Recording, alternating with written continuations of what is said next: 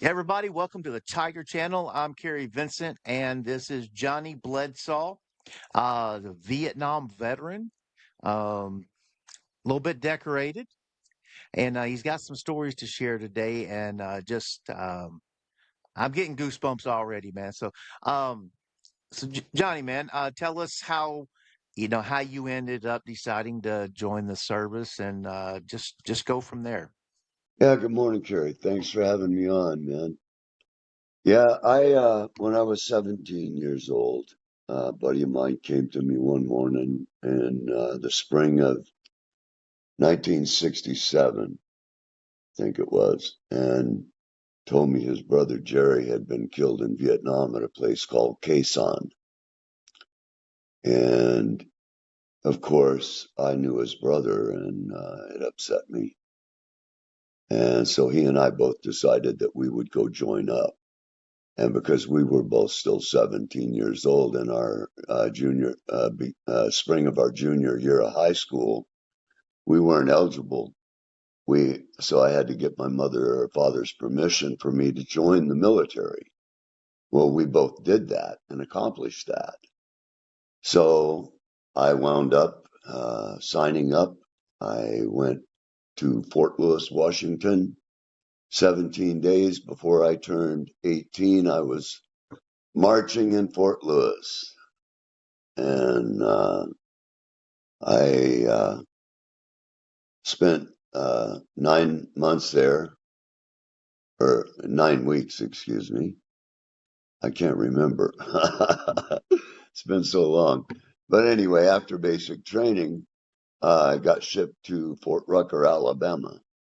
And there I went through door gunner qualification school and qualified expert marksman.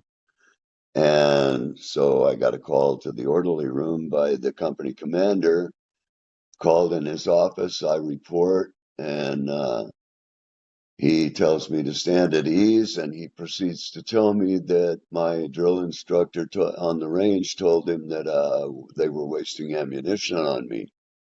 And of course, that upset me because I didn't understand why, because I didn't miss a target. And well, the joke came on me. He goes, well, the reason we're wasting ammunition is because he said you could take the gonads off a gnat in full flight at 200 yards with a slingshot. He said this guy never misses a target, so we're too young to send you to Vietnam, son. So you're qualified as a door gunner, expert marksman by your range commander, and so you're too young for me to send you to Vietnam. So got a quandary here. How about this? Um, I see you have a mechanical aptitude. I said, yeah, my dad and I just got through building my 57 Chevy that's going to sit in the garage now for 3 years while I'm in the military. And so he says, well, being as how you're going to be a door gunner, how would you like to be a crew chief? Learn how to tear a Bell helicopter apart and put it back together again. So when you get over there, you get another bump in rank. And you get to stay here for 8 months to qualify to be a crew chief. And then that way I can send your butt to Vietnam then. So he did. And so 17 days before I turned 19, I was in the Central Highlands of Vietnam in a place called Ban Ma Thuot for the 155th Assault Helicopter Company and 1st Aviation Division. So yeah, it was quite awakening for me, being as young as I was and walking into the middle of that. And so then it goes into, of course, I was the new guy on the block. And I'm sure you know what that means. Everybody's rubbing it in. FNG and all the names you get called, right? Well, the thing is, I let it run off me like water off a duck. Didn't take it personal. I just did what I had to do and became very good at it. You were talking about when you got to your first assignment and you had went out that day when they asked you to go out. Oh, Um, you said the first sergeant, whatever that was, wounded, and medevac would be right. too long. Okay. Well, after I got established on base and everything and assigned to a crew, and like the fourth mission that I was on, um, my aircraft commander comes over my headset and says, "Hey, Bledsaw, you're the FNG here, and we've just been asked to go to Ducklock. The first sergeant there has been severely wounded. They're under attack, under siege by 51 calibers, and he got hit by one. So we need to go in and pick him up because the nearest medevac for him is 45 minutes out. We're 5 minutes from there. If we go in and pick him up, we can take him to our base. They can meet us there in 15 minutes. And we can save 30 minutes for this first sergeant to give him a better chance of making it. But we all have to volunteer. And you being the new guy, I understand if you're not ready for that kind of action yet. You haven't seen anything yet. This is your fourth mission, and we've done nothing but supply. And he goes, but if you agree, we can go in and pick him up and maybe give him a chance of making it. And in my mind, I just said, sir, I didn't come over here to play patty cake. I signed up to come over here to fight for this country's freedom against communism and to help them maintain freedom so it doesn't come to our country. And that's why I'm here. So if you're waiting on me, you're wasting time. That first sergeant doesn't have. Let's go get him. So we did. We went in under fire. We got him out. We got him back to our base. When we handed him off to the medevac unit, they said, thumbs up. He's still alive. He's got a chance. So that was the last I ever heard of him. I hope he made it. But that's how it started off for me. And it just got worse after that, because it was like the company I was stationed at up there, we were like 7 kilometers from the border. So it was a nightly thing. It wasn't just like getting hit once in a while. It was almost every night we got hit. Rockets, RPGs, mortars, every night. And a lot of those nights I was on primary standby on the flare ship or covering our butts at night, going up and doing what we need to do. And it was quite the experience for a guy 17 years old. I had my first Air Medals for Valor before I even turned 19. And I got a whole lot more after that. So, yeah, it was quite the experience. I grew 20 years in experience in 1 year about life.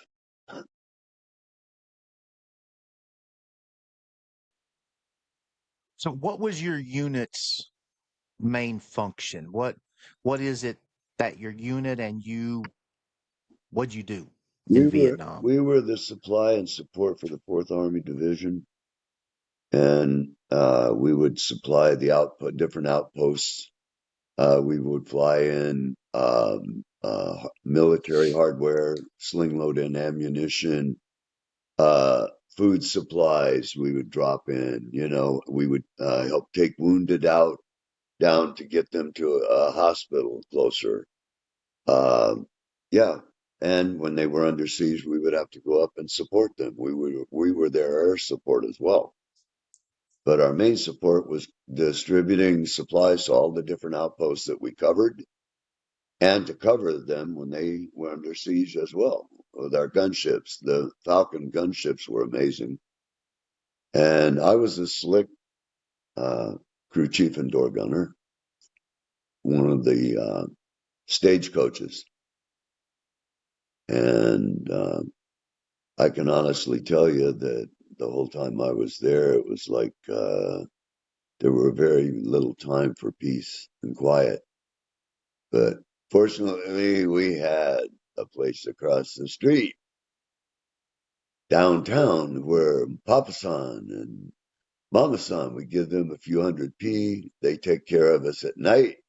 We get a bed, guaranteed nobody messes with us, a break from the realities of war.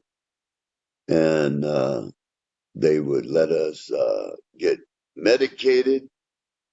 And yeah, we get a good night's sleep, not having to worry about anything. And so that kind of broke it up for us a little bit, having that access, to get away from the war for 24 hours. And sometimes that's what kept you from going crazy. What was your main function? Like, walk us through a day here. So, I mean, I understand you never know at what moment there's a call for you to go out. That's right. But other than that, your job, you were the gunner and a crew chief. Yeah. So what made up a regular day for you in Vietnam when you weren't out flying? Okay. First thing in the morning, chow. And as soon as I was done with that, I'd be out doing the daily maintenance on the aircraft, making sure everything was top notch, everything was within all parameters and ready to roll at any minutes because we at any time we could be called up. And so I had to literally go through the whole aircraft every day. After every mission, I had to go in and make sure everything, and we had no had taken no rounds to the airframe of the aircraft, you know, that stuff, that kind of stuff. And if I did, I had to schedule that to get it into maintenance to get it repaired. I had to take care of all of the mechanical maintenance on the engines and all of the working parts on that aircraft. I knew how to fix it all, even right down in the fuel control unit. And that is one miserable piece of equipment you don't ever want to get into.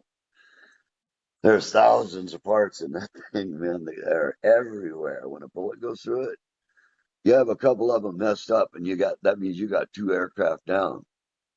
You can take two and make one, and at least get one aircraft back in the air until you get the part for a brand new one for to go on the other aircraft.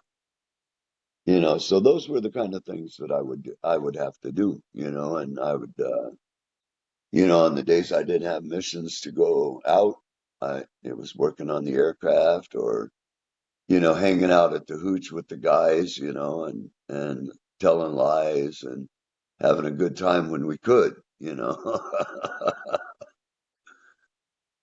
What was that like for you? When they say go, how long do you get to get up in the air? The minute we're called up for a mission, there's a siren that goes off, and if you're on standby or you're assigned to a specific mission, you run immediately. You jump. See, we were never allowed to take our boots off, even at night when we slept. We were in our flight suits and our boots.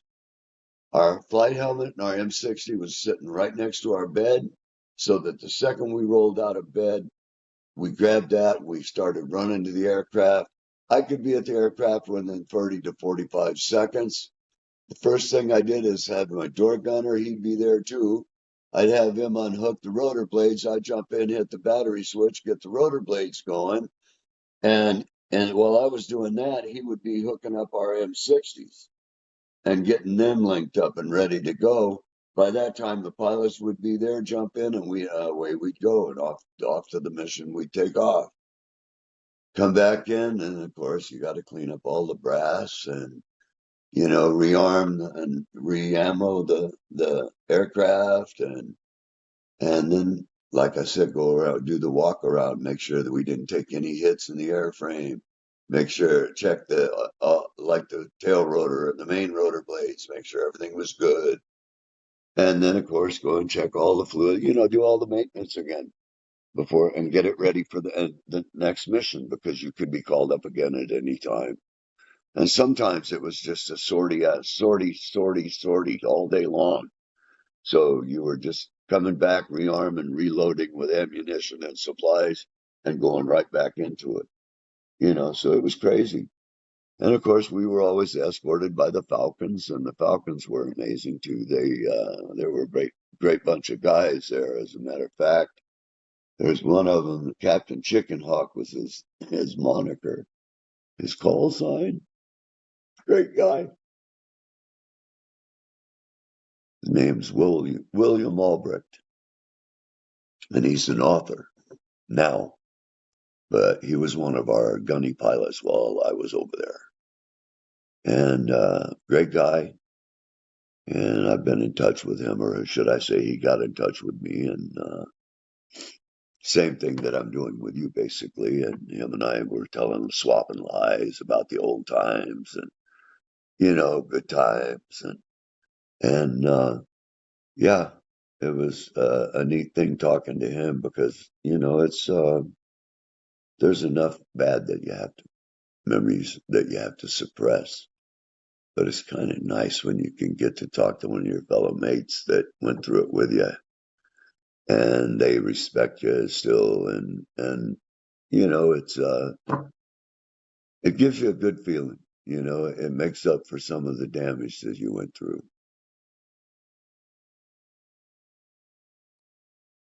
So, I guess, even myself, you're talking about, running your sorties and stuff like that. Yeah. Tell me, like, your unit, what all choppers, etc., what all helicopters, or what did you guys have there, Okay. and what was their purpose? Okay. We had 16 gunships. Charlie model gunships were most of them were Charlie models, and they were the Falcons, the 155th Assault Helicopter Falcons, and I guarantee you they were lethal. And then we had 22 slick aircraft. I think it was. I think it was 22 of us. And we were the cargo helicopter troop movers, supplies, and all of that.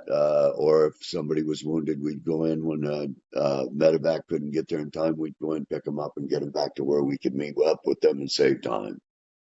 Um, There were lots of missions, like I mentioned, the one where we were diverted to go in under fire to pick up the first sergeant. Well, on that route, we were on our way to a place north of there, to a place called Buprang, and we were taking in some food supplies to them, pallets of food supplies, and then specialty items inside the aircraft with us for them.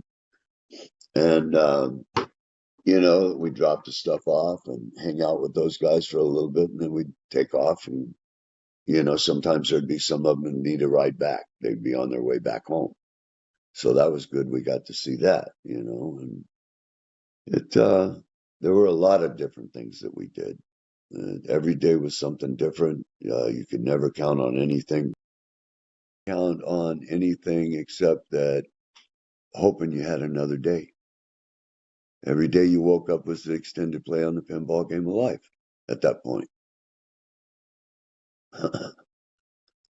And that's pretty much what it was. You had to play to win to wake up again, otherwise you were just KIA and gone.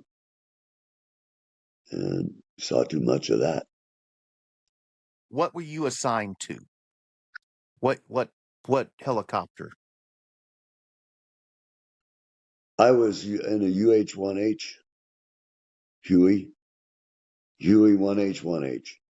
And I packed an M60, and I carried in the well where I sat with my M60 on a canvas seat where they gave us chicken plates for our chest plates, right? Well, I wasn't so much worried about the chest because if I could see them, I could shoot them before they could shoot me. So I wasn't worried about my chest. But what come up out of the jungle, you couldn't see. Could come up through the bottom of the aircraft and give you a second anus. So I sat on the chicken plate, if you know what I mean. It was more important to cover your than it was to worry about your chest because you got your 60 there too, you know. But under your anus, no, just canvas and aluminum rails that you were sitting on. Yeah. So you had your 60 there, and that was that. And a box of ammunition at your feet, linked, and away you go. 4,000 rounds at a time, you know, under your feet, you know. And it was, yeah, just crazy. So when you left, when you guys took off, you were the only one with a 60. No, my door gunner had a 60 as well. We covered both sides of the aircraft. Yeah, and we could cover every part of the aircraft, forward to the rear, underneath the aircraft, because a lot of the times we ran into what the North Vietnamese were very ingenious. They would dig holes, and they called them spider traps. And they would lay when they'd hear us coming, they'd jump in those spider traps, close the holes, the covers over them. And as you're flying over, they flip those things up, and next thing you know, you got ammo coming right through the bottom of the aircraft at you. So you had to be quick and get them. As when they popped that flap open, you popped them before they could get you. And had that happen more than once, got lucky. But there were times when you took holes anyway, and you had wounded. This is just that's part of the game. But there were. Um, we take troops up into the north and drop them off. LRP teams, long range reconnaissance patrols, because we get news that they were moving troops down into our area in the north. So we would take long range reconnaissance patrols up there and we would monitor them. And if they came under contact, then we would have to take and pull them out and go in under fire a lot of the times to pull them out. And, like, you never know what was coming at you out of the jungle, and you just had to deal with it. And you had to see a lot of ugly things happen, but you had to take human life. Never come back from that. So it's yeah, yeah. No, go ahead. So when you guys leave out, you said When we leave you out, would what? have 4,000 rounds sitting underneath you. Yeah, right. So both of you had Linked. 4,000 rounds. Both gunners had 4,000 rounds. Yes. Yeah. Some aircraft only carried a can of 2,000 rounds, but we packed four. Because you never know. See, if you got shot down, you had to think about if you got shot down. See, you couldn't just think about the mission. You had to think about if you got shot down, what are you going to do? You hope you got some ammunition. But see, I also carried an M16 with a bandolier of 10, 20 round clips in the well as well. And there's a post inside the well, support post. Taped to that, I had 4 high explosive HE grenades. And below that, I had 4 white phosphorus grenades.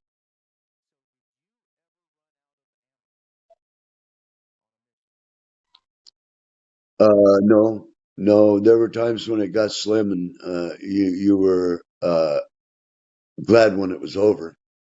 But there were times when I emptied that, and we were on station so long that sometimes you broke out the M16. You know, but that was only on rare occasion that happened, though. You know, rare occasion. But during Tet Offensive, yeah, it happened frequently. So yeah, it was quite the experience. I look back on it now, and I still can't believe I'm here. It's And with what I'm dealing with right now, I have three kinds of neuropathy that are very, very demeaning. And there's times when I can't do anything but sit in a quiet room. I can't focus on television, can't listen to music even. It just overwhelms me, and I just have to. My body is so beat up, and I'm not 26 anymore. I'm almost 76. So at least I'm still here. I'm one of the lucky. It's funny. I went to a dispensary. They hear that the CVOC in Mount Vernon, Washington is where I go, and then I go down to Seattle for my major stuff. But the community out-based clinic that I go to in Mount Vernon, they all know me there and everything. And, it's like they can tell when I'm having a bad day.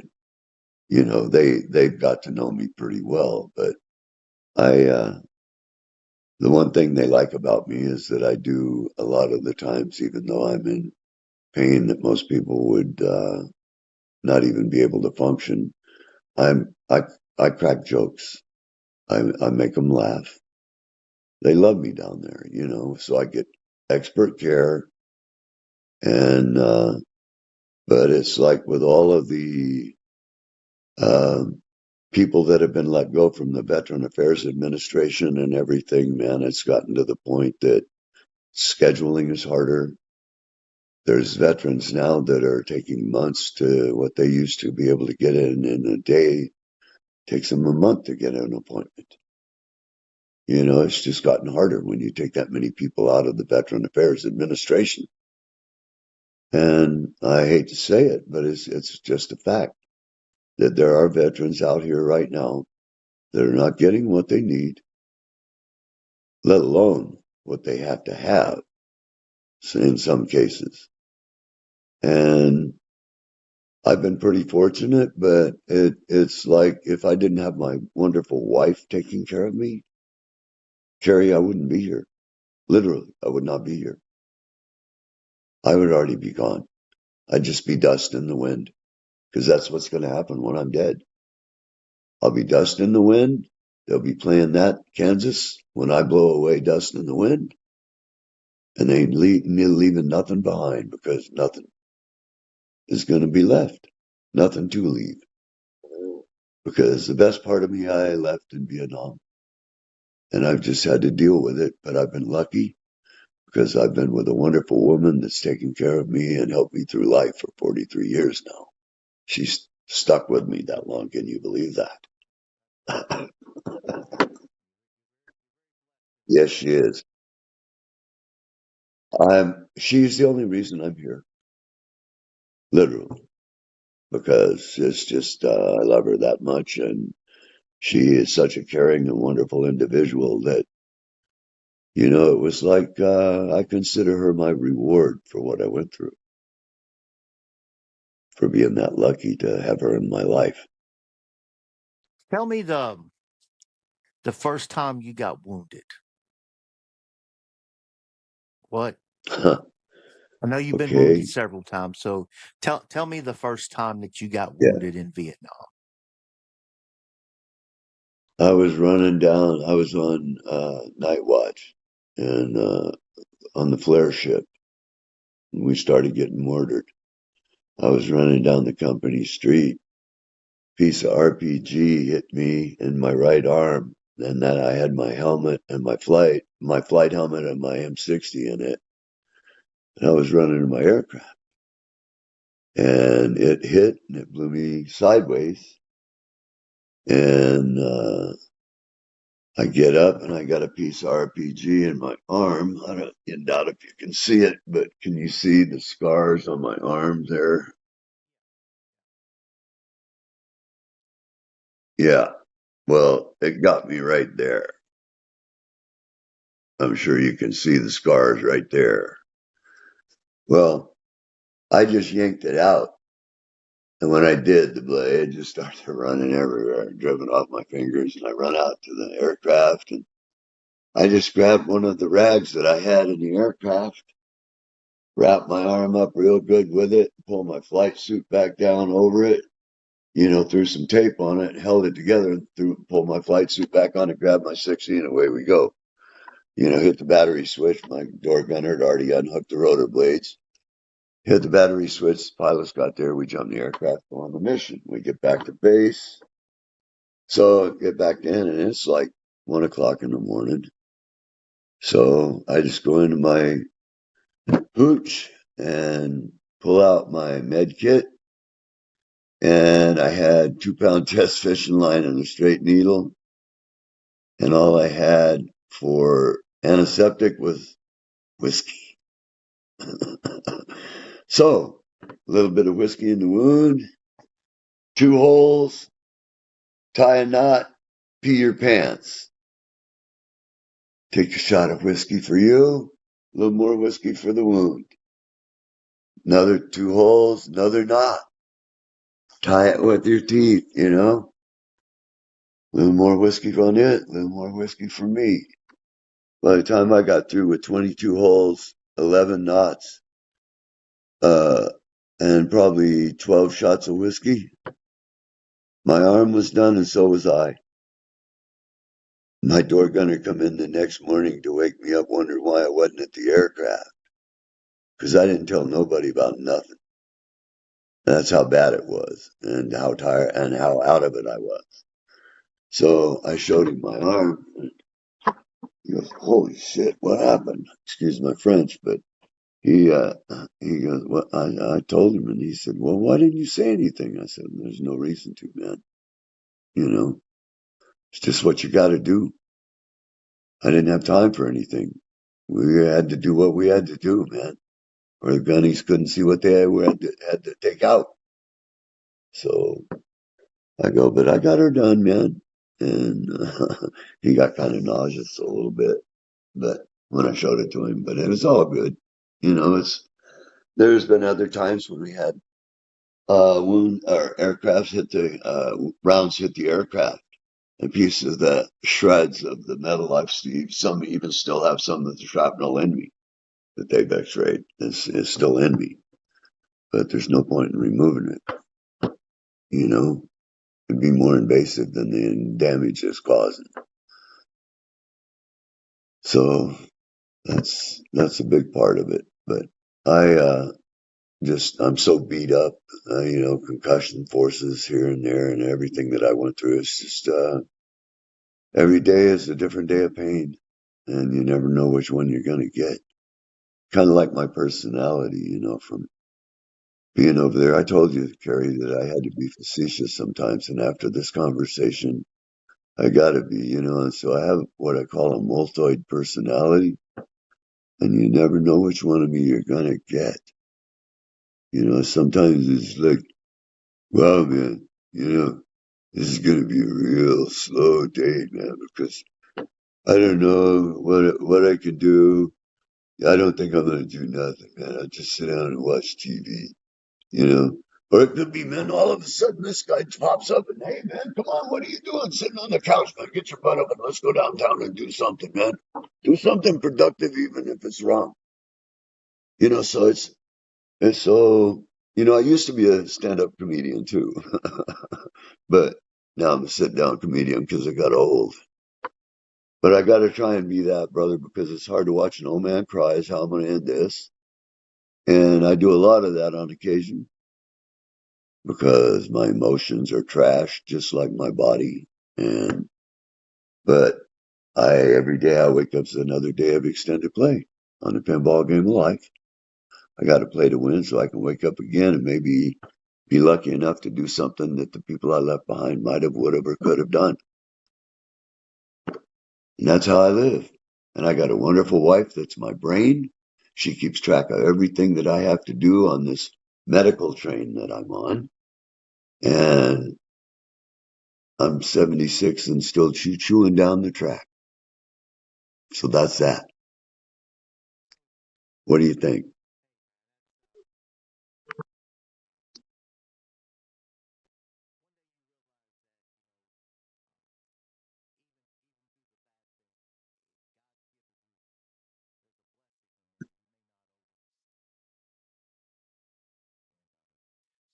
Yeah, I had a real hard time with that. But yeah, when I came back, I had a real hard time with that.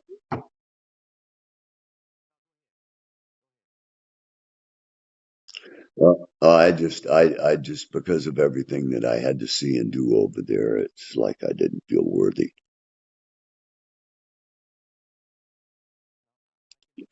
for so long, because of, yeah, it's like the things I had to see and do, and what happened to other fellas, it just things that are so inhumane, Carrie, that you just nobody can get through that and see that, do what I had to do, and see you don't get away unscathed. It's like I tell everybody that I had them call me hero. I said, no, I'm no hero. I'm one of the lucky. The heroes are buried in Arlington Cemetery or a hometown cemetery next close to home. Me, I'm one of the lucky. I survived. I'm a survivor because I was lucky. I was good at what I did, but that doesn't matter over there. Luck didn't mean nothing.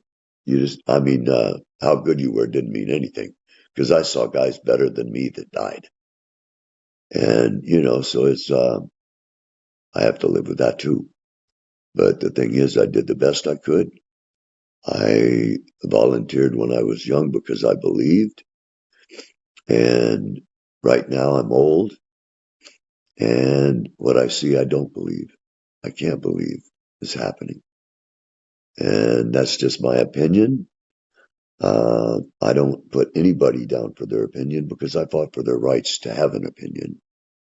And so therefore I couldn't be degrading of them. But there's enough derogatory negativity out there to choke an elephant. And I just hope, the United States no longer exists. I've been posting that forever, because it doesn't you can't name one state that doesn't have division, not one.